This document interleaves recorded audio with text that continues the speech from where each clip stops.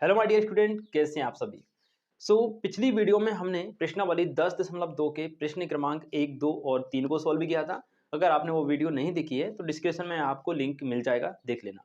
चलिए आज की इस वीडियो की बात करते हैं। इसमें हम प्रश्न क्रमांक 4, 5, 6 और 7 चार प्रश्न सॉल्व करने वाले हैं। उसके बाद नेक्स्ट वीडियो में आपको सारे क्वेश्चन करवा दूंगा, ठीक है। तो प्रश्न क्रमांक 4 आपके सामने है। सिद्ध कीजिए कि किसी वृत्त के व्यास के सिरों पर खींची गई स्पर्श रेखाएं परस्पर समानांतर होती हैं। मतलब हमारे पास एक वृत्त है जिसका केंद्र है O, इससे एक व्यास खींचा गया है PQ और इस PQ व्यास के सिरे हैं P और Q। इन सिरों से होती हुई एक रेखा खींची गई है AB जो कि इस पर स्पर्श कर रही है व्यास के सिरे P पर। एक स्पर्श रेखा जो CD है वो व्यास के सिरे Q पर स्पर्श कर रही है। अब हमें ये चीज बतानी है कि AB और CD समानांतर है। क्लियर हुआ क्वेश्चन। देखिए बहुत सिंपल सा लॉजिक है इसका। एक चीज हमने 9th क्लास में पढ़ी है कि यदि भाई दो रेखाएं हैं, इनको बीच में से कोई तिर्यक रेखा ऐसे काट रही है तो इनके जो एकांतर कोण बनते हैं, यदि एकांतर कोण इनके बराबर हो जाएं तो इन जिन दोनों रेखाओं की तिर्यक रेखा काट रही है वो दोनों आपस में परस्पर समानांतर होती हैं। ये हमने 9th क्लास में बहुत अच्छे से सीखा हुआ है, ठीक है।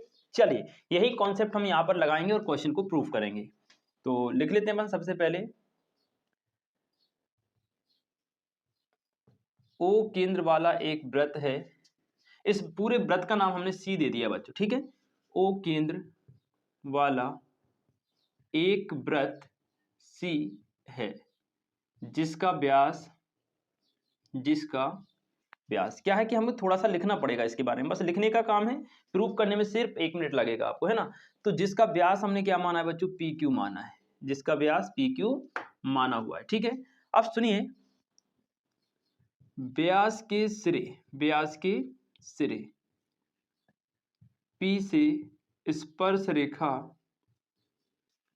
P पर, व्यास के सिरे P पर स्पर्श रेखा AB है। मतलब जो चित्र में हमने बनाया हुआ है सब कुछ वही लिख रहे हैं, हमें कुछ याद नहीं करना, कुछ अलग से नहीं लिखना है। व्यास के सिरे P पर स्पर्श रेखा कौन सी है, AB। व्यास के सिरे Q पर स्पर्श रेखा कौन सी है, CD। बस यही चीज तो हमें लिखना है ना। तो लिख लिया हमने। एवं व्यास के सिरे Q पर, व्यास के सिरे Q पर स्पर्श रेखा CD है, स्पर्श रेखा CD है। बस इतना सा हमें लिखना है, ठीक है भाई। और दूसरी चीज हम लिखेंगे सिद्ध करना है। क्या लिखेंगे बच्चों, सिद्ध करना है। हमें ये सिद्ध करना है भाई कि AB जो है वो समानांतर है किसके, CD के। ये चीज हमको प्रूव करके बतानी है, ठीक। बात क्लियर हुई। अब देखो कैसे करेंगे भाई। हम लिखेंगे चूंकि वृत्त की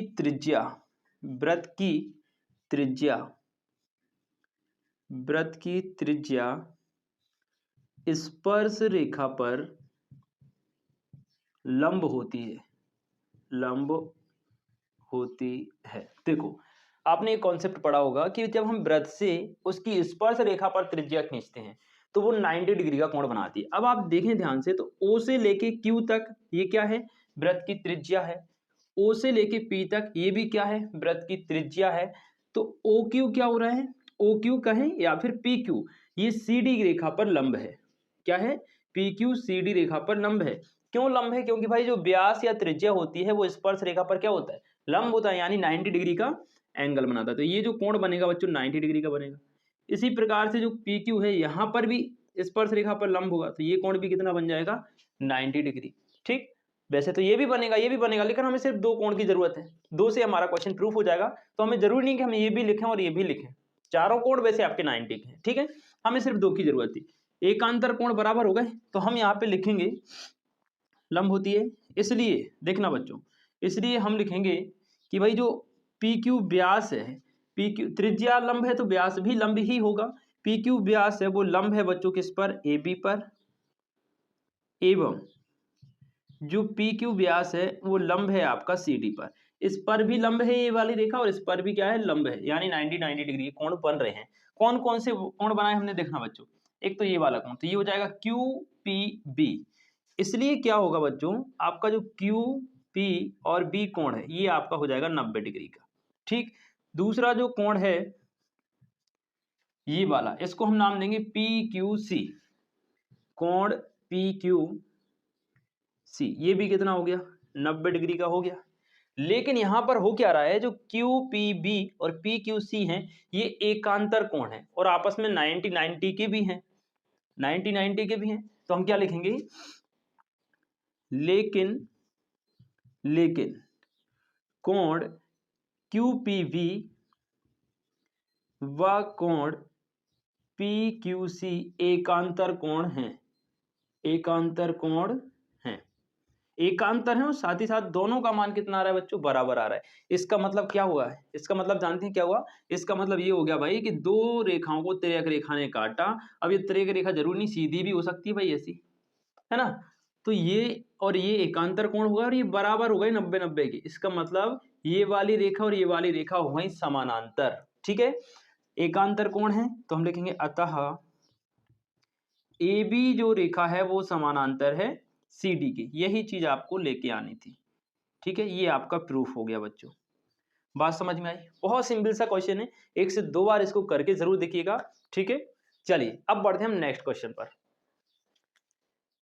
प्रश्न क्रमांक 5 को हम देखते हैं। दिया गया है, सिद्ध कीजिए कि स्पर्श बिंदु से स्पर्श रेखा पर खींचा गया लंब वृत्त के केंद्र से होकर जाता है। देखिए क्वेश्चन बड़ा सिंपल सा है, मैं थोड़ा सा आपको बेसिक इसका बता दूं। ये कोई स्पर्श रेखा है, ये जो बिंदु है ये वृत्त का एक स्पर्श बिंदु हो गया जिससे स्पर्श रेखा हमने खींची। तो स्पर्श रेखा पर जब आप कोई लंब खींचेंगे बच्चों, कोई भी लंब खींचेंगे 90 डिग्री का कोण बनाते हुए, तो ये जो लंब जाएगा ना, ये वृत्त के केंद्र से होकर जाएगा। कहाँ से जाता है, वृत्त के केंद्र से होकर जाएगा। ये चीज हमको प्रूव करके बतानी। नॉर्मली हम जानते हैं कि भाई वृत्त के केंद्र से ही होकर जाता है, लेकिन क्या ऐसा संभव है कि भाई हो सकता है ये केंद्र से ना जाकर किसी अन्य बिंदु से होकर चला जाए, ऐसा तो नहीं है कहीं। तो ये चीज हमें प्रूव करके बतानी है, ठीक। ये मान लो ऐसा आपका सर्किल है, ठीक है। तो ये जो केंद्र से ही होकर जाएगा लंब, इस अन्य बिंदु से होकर नहीं जाएगा, ये चीज हमें प्रूव करके बतानी है, ठीक है। चलिए करते हैं, बहुत सिंपल सा क्वेश्चन है, कोई बड़ी बात इसमें नहीं है। देखिएगा, ये हमने एक वृत्त माना बच्चों जिसका केंद्र क्या मान लिया O, और इसके किसी बिंदु को मान लिया हमने स्पर्श बिंदु, और इस स्पर्श बिंदु को नाम दे दिया P। स्पर्श बिंदु P से होकर खींची एक स्पर्श रेखा AB, AB खींच ली हमने, ठीक है। अब भाई इस स्पर्श बिंदु पे 90 डिग्री का कोण बनाना है हमें, लंब खींचना है एक, ठीक है। तो हमने एक त्रिज्या खींच दी O से P तक, OP, क्या खींच दी, OP। और हमें पता है कि वृत्त की जो त्रिज्या होती है वो इस स्पर्श रेखा पर 90 डिग्री होती है, ठीक है। इतना हमने काम कर लिया। लिखते हैं, हम लिखना स्टार्ट करते हैं यहां से। माना O केंद्र वाला एक वृत्त सी है, इस वृत्त का नाम हमने सी दे दिया, सर्किल, ठीक है। O केंद्र वाला एक वृत्त सी है, इसके स्पर्श बिंदु, जो चीज हमने यहाँ बनाई हुई है वही चीज लिखना है और कुछ भी आपको अलग से नहीं लिखना, याद कुछ भी नहीं करना है, ठीक है। तो इसके स्पर्श बिंदु P, स्पर्श बिंदु P पर एक स्पर्श रेखा, P पर एक स्पर्श रेखा AB है, स्पर्श रेखा AB है, ठीक। इतना काम हमने कर लिया। चलो भाई बहुत अच्छे, आगे देखिए, स्पर्श रेखा हमने खींची। अब चूंकि और O व P को मिला दिया, OP को मिला दिया, O और P को हमने क्या किया भाई, मिला दिया, मिलाया, OP को मिला दिया, ठीक है। अब लिखेंगे हम सिद्ध करना है, सिद्ध करना है। क्या चीज सिद्ध करनी है हमको, हमको सिद्ध करनी है भाई कि स्पर्श रेखा पर खींचा गया लंब, स्पर्श बिंदु से स्पर्श रेखा पर खींचा गया लंब वृत्त के केंद्र से होकर जाता है, वृत्त के केंद्र से होकर जाता है। ये चीज हमको प्रूव करनी है, ठीक। देखिएगा बहुत सिंपल सा लगेगा बच्चों, क्योंकि स्पर्श रेखा पर त्रिज्या लंब होती है, स्पर्श रेखा पर त्रिज्या लंब होती है। ध्यान से समझना बच्चों, बहुत काम की चीज बता रहा हूं। आप सभी जानते हैं OP क्या है, वृत्त की त्रिज्या है, और त्रिज्या जो होती है वो स्पर्श रेखा पर लंब होती है, यानी कि 90 डिग्री का कोण बनाती है। तो ये जो कोण बन रहा है आपका, चाहे इस तरफ वाला ले लें या इस तरफ वाला, एक ही चीज है, 90 डिग्री का। तो कोण OPB ये क्या हो गया आपका, 90 डिग्री हो गया। तो हम लिखेंगे इसलिए कोण OPB ये आपका 90 डिग्री हो गया, ठीक। अब मान लो वृत्त के अंदर अन्य कोई बिंदु है C, या कोई सा भी मान लो, क्यू मान लो आप, यहाँ पर एक और अन्य बिंदु है जिसका नाम है क्यू। अब हम ऐसे मान के चल रहे हैं कि भाई इससे यदि संभव हो तो हम ये प्रयास कर रहे हैं कि इस क्यू से भी स्पर्श बिंदु पे एक 90 डिग्री का कोण बनाने का प्रयास कर रहे हैं। ठीक है, तो हम क्या करेंगे, वृत्त के अन्य बिंदु क्यू से, वृत्त के अंदर अन्य बिंदु